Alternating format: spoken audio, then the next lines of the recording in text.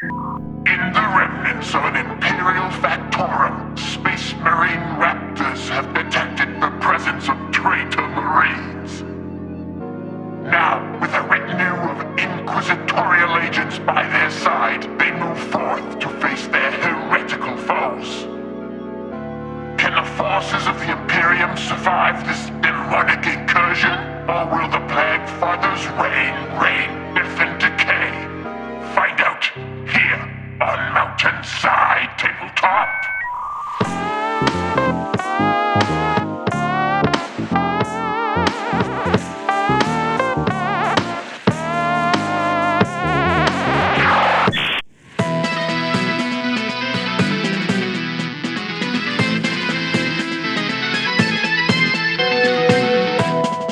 We're playing joint ops. What is this? It's like co-op. Yeah. We're on the same team against NPO enemies, non-player operatives. This is kind of like a narrative game. Yeah. Narrative co-op. Wow. Which is good because you're controlling both sides, so either way you lose. I suppose. Yeah, this is the first time we've done this. We're trying it out. Let us know what you think in the comments. We've heard since the new editions dropped, especially, a lot of interest in playing joint ops, playing co-op. I think this is going to be interesting. Yeah, absolutely. We've done a couple of these on stream and, played a couple in the past, but this one we've kind of ramped up the difficulty a bit, and it's going to be fun. Like, I'm hoping for a really tough game. Yeah, okay, so should we explain what we're playing? Sure. So for joint ops, you can either pick one team to play and just split the operatives between the two players playing, but we're not doing that. We've picked two separate teams, as you've already seen, and we've split the teams in half, so we're each playing half a team. We're Team Imperium today. So I have brought my scouts. I'm bringing my sergeant for that 3 APL goodness, and also he can hand out some more APL to his friends. And then when you pick your team split in half, also you take half your operatives rounding up. But even to make it harder for us, I've rounded down. So there's usually 9 scouts. I'm only bringing 4. So yeah, the sergeant, the sniper, and the 2 heavy gunners. My plan here for the equipment is to get bang for your buck with the heavy gunners. So for my team, I've gone with the Inquisitorial agents, and I've gone with basically the most fun operatives. My reading of the rules and my understanding is that I don't need to take a leader. I've got all the fun melee operatives, so I brought one Sister of Silence, I've got a Death World veteran, the Penal Legionnaire, and a Quest Keeper, and then I've also thrown in a Gun Servitor and my Pistolier. Just plasma is good. We're playing against a lot of wounds, and so having some range is going to be good, but really, it kind of feels like I'm going to be slogging it out in the trenches, and Brad's going to be able to just sit at the back and mow stuff down. Victor seemed to have the close combat under control. Yeah. So I had my leader because he just seems like a good pick, and then I've got like the backline support. For equipment, we're limited to only 4 choices, so you can see what we chose below. I think cracks just make sense. Yeah. I tried to get the synergy with bringing the 2 heavy gunners. Part of the reason I brought the 2 heavy gunners was so I could take the bipod equipment and have it actually kind of get some value. So hopefully I'll just be like lighting up these guys. We're going to need the firepower. Yeah. Because, some of these operatives are pretty tanky. Absolutely. It's going to be interesting. Like all of our ploys and stuff, most of my ploys just say like, a friendly scout operative. So when we're spending CP and we share CP, we're going to have to think, is this really worth playing for 1 or 2 guys? I mean, firefight ploys don't really have that problem, but for the strategic ploys, are we going to want to spend CP on them? Because they're not going to work for the whole team. And obviously we're going to fight over who gets to spend CP on rerolls.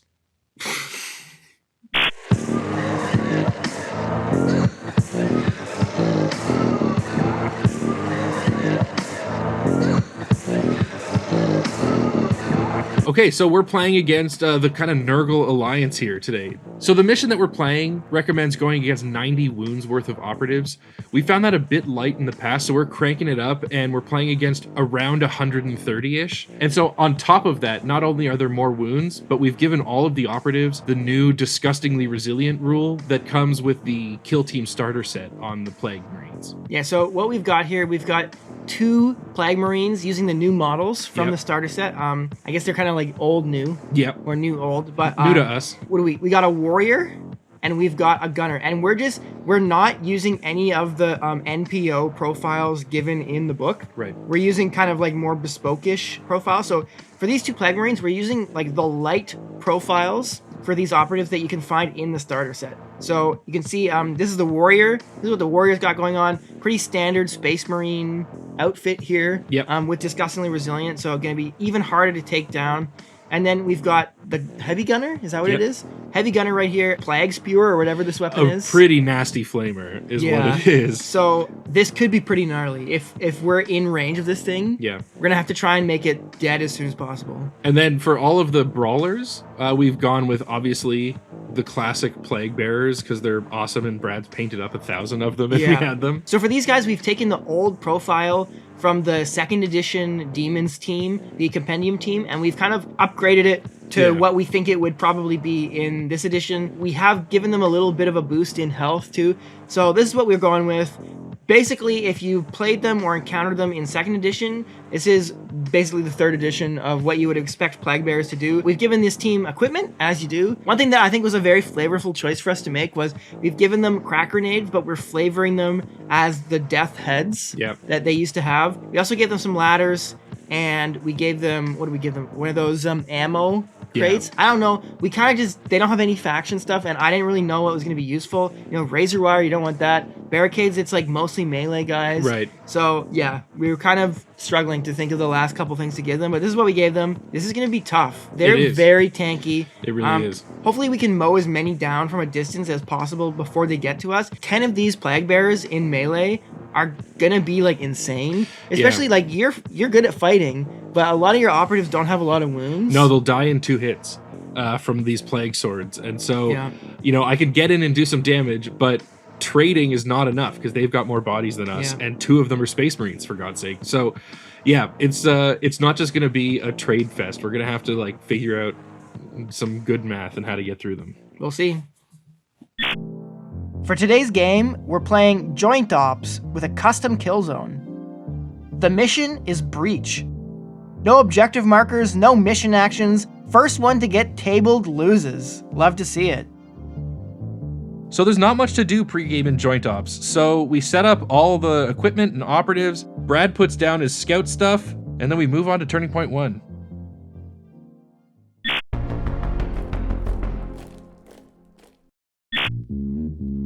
In Turning Point 1, we roll off for initiative, and the Mountainside Tabletop Imperium team gets the win. It's so weird to say we roll off for initiative in Turning Point 1. Yeah. So we're going to go through the beginning of the game here, and a lot of this first turning point, we're just moving up a bunch of guys. Yeah, obviously, like, they're melee operatives and want to stay hidden. I'm feeling the same way, and Brad's not getting any good shots, so nothing's really happening here.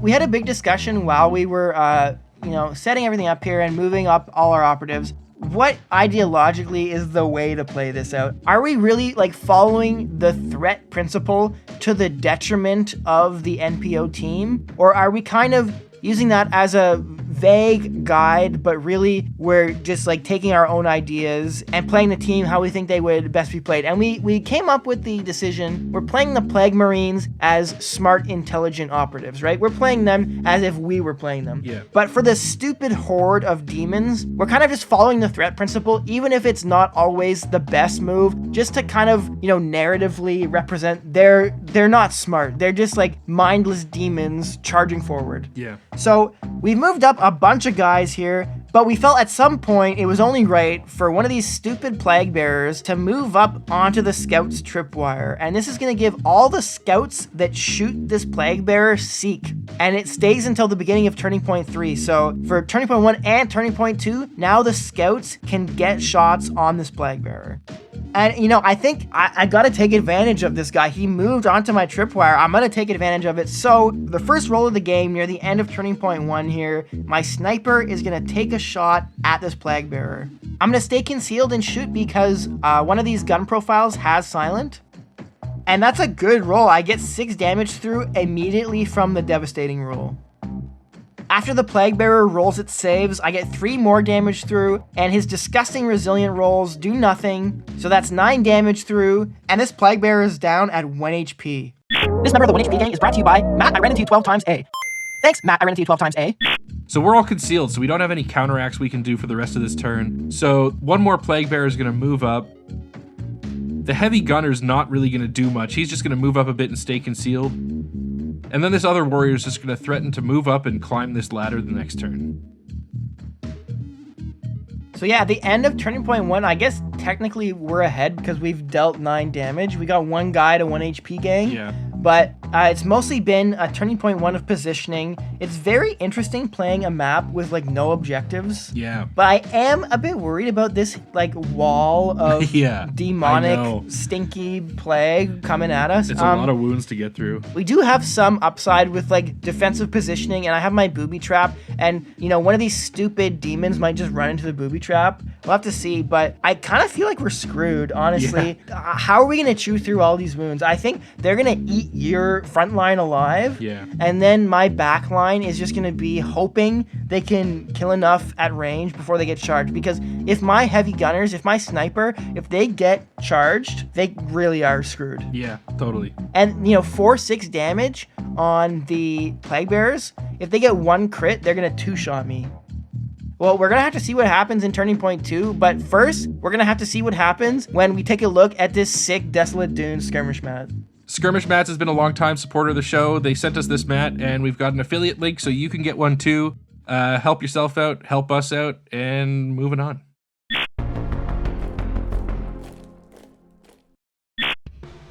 All right, in turning point 2, we roll for initiative, and the Mountainside Tabletop Gang wins initiative again, which is good. Yeah. So we're up to 5 CP. The other team doesn't even have CP.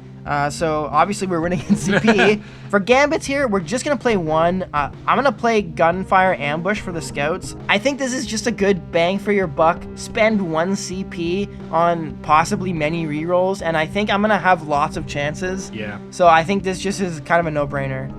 Victor doesn't play any on his behalf, and then we get right into things. All right, well, with the first activation, I'm never one to pass up a good torrent shot, so my Penal Legionnaire is going to move up and shoot these 4 idiots with his flamer.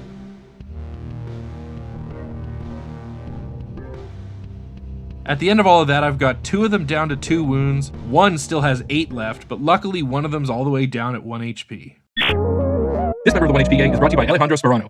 Thanks for buying me a coffee at Nova, Alejandro Sperano.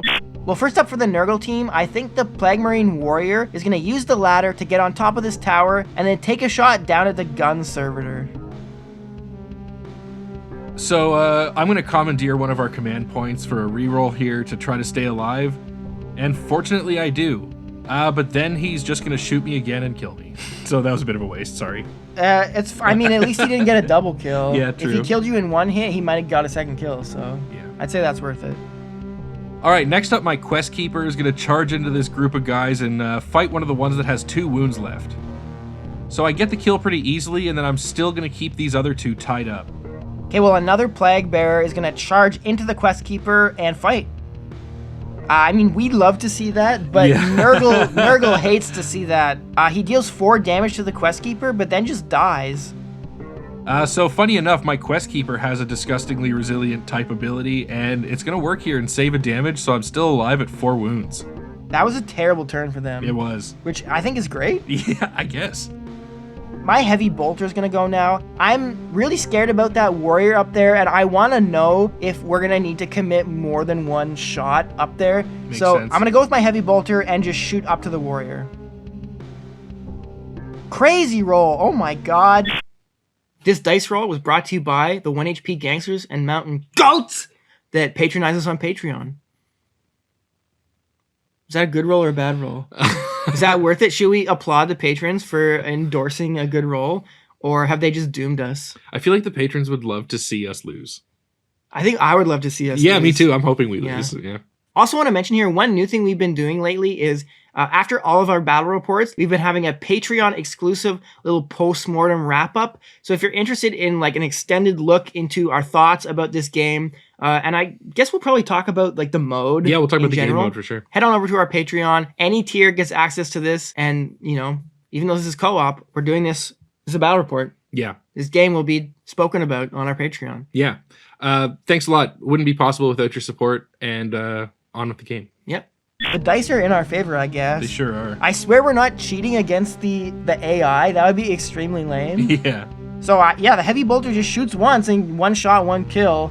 And then it's just going to pass because it has no other targets. All right, now another one of these Plaguebearers down here is going to charge the Penal Legionnaire and fight. Awesome for us, it gets another pretty bad roll. It's only going to deal 4 damage here, but take 2 hits, but it's only going to be 7 damage because of Disgustingly Resilient. I think my missile launcher gunner now has a pretty interesting opportunity. He's going to shoot the Plaguebearer that tripped the tripwire mine in Turning Point 1. It's already down at 1 HP, and I'm actually going to use the frag profile because a frag can probably finish this guy off. And it does, so he's dead. Then I get my blast attack against the guy next to him.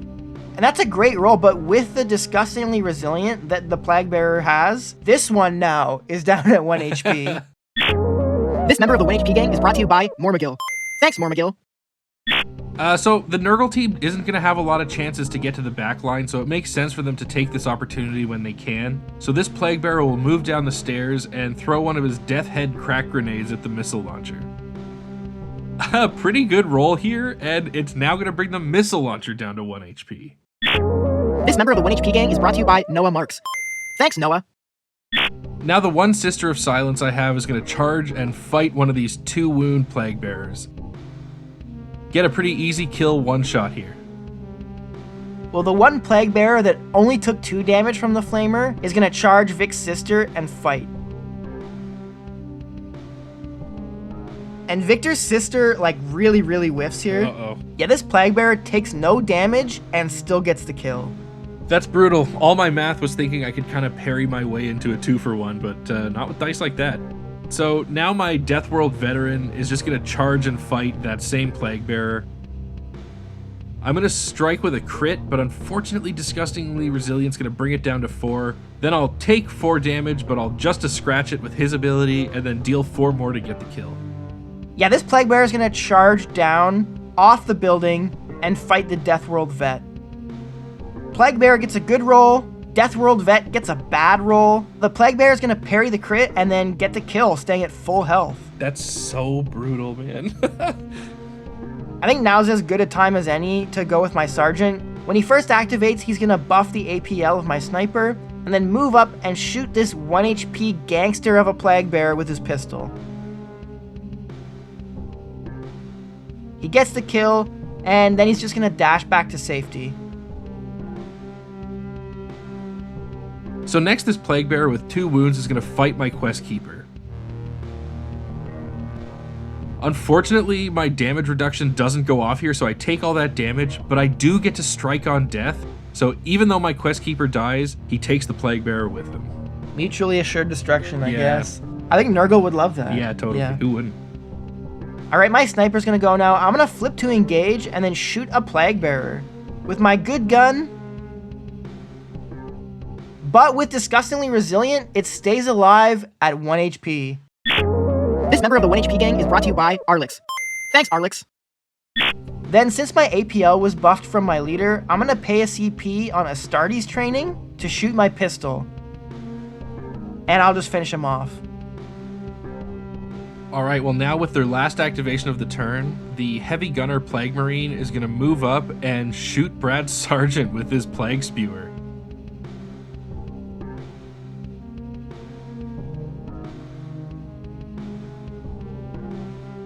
This is such a nasty weapon, and that's going to be enough to get the kill. Well, maybe I could punish it here, so my Pistolier is going to move up and do their pistol barrage against the Gunner. First, I'm going to use the suppressed auto pistol and get 7 damage through, and then I'm going to supercharge a plasma shot at him. 9 damage through. Disgustingly Resilient is not going to do enough, and that kills him. Then I'm going to roll my Pistolier's hazardous check, and he's fine. So at the end of this turning point, they have 2 operatives left. I thought this was going to be a lot harder. Same here. Like, I think that both teams had the same amount of wacky good and wacky bad dice, but we outplayed them. We're just better. I think what happened is there was swingy dice in both directions, but I think the Imperium side got their luck earlier, Yeah. which swung things earlier, and then it snowballed a bit. Yeah. Like, right in the beginning of the turning point, 2 Plaguebearers fought and got terrible rolls. Yeah. And I rolled insane against that Plague Marine. Yeah, totally.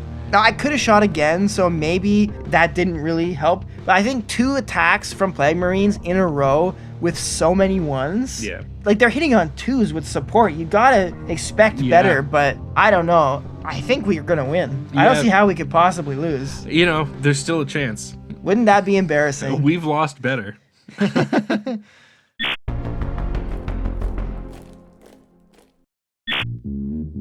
All right, in the top of Turning Point 3, once again, we win initiative. I can honestly say this is the first game of Kill Team where I've had it in every turn so far.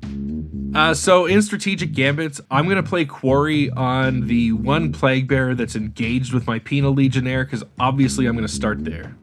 So I'm going to activate my Penal Legionnaire first. I'm going to spend one of our last CPs on Emperor's Will to be able to ignore my injury, and then I'm going to fight this Plaguebearer. I get a great kill in 1 hit regardless of Disgusting Resilience, and then I'm going to shoot the last one with my Flamer. I get a great roll here. He would need 3 Disgustingly Resilient saves to live. Doesn't get it, and we table them. You know, I didn't think that winning would be out of the question, but I certainly didn't think it would be the first activation of the 3rd turning point. Totally, and there were points in that game where I legitimately thought we were going to lose, and secretly I was hoping that we would lose. I thought that'd be more fun. I think we really tried to make it hard on ourselves, and it just wasn't that hard. You know, let us know in the comments if you enjoyed this. Yeah. Let us know in the comments if you want to see us do another Joint Ops game and make it like way, way harder on ourselves. Totally. We've done like 4 or 5 of these Joint Ops missions so far, and I've won every single time. Same, yeah. Like, how hard are we gonna have to make it to lose? Well, I think there's so much room to experiment with different data sheets and different missions and stuff. I can't wait to see what they come out with in the future for these missions. And I think it's a really, really fun game mode. Yeah, and there's lots of room for homebrew too. Like, you saw it here where we homebrewed some data sheets for these Nurgle operatives. Yeah. But I think, you know, you could homebrew missions, homebrew like lots of stuff, a faction rule. Yeah. You know, I think there's lots of room for playing around with this mission. I think it'll be a lot of fun. Totally. So hopefully you enjoyed our first little battle report of a narrative Joint Ops game. Yep.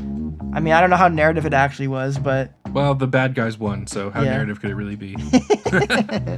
all right, like and subscribe, and head over to our Patreon if you're a patron. We've got our little post-mortem wrap-up of this game over there. Any tier of our Patreon gets access to this. Definitely check it out if you want like a more in-depth look at not only this game, but our thoughts about Joint Ops in general. And some plans for the future. Yeah. See you in the next one. All right. Bye. See ya.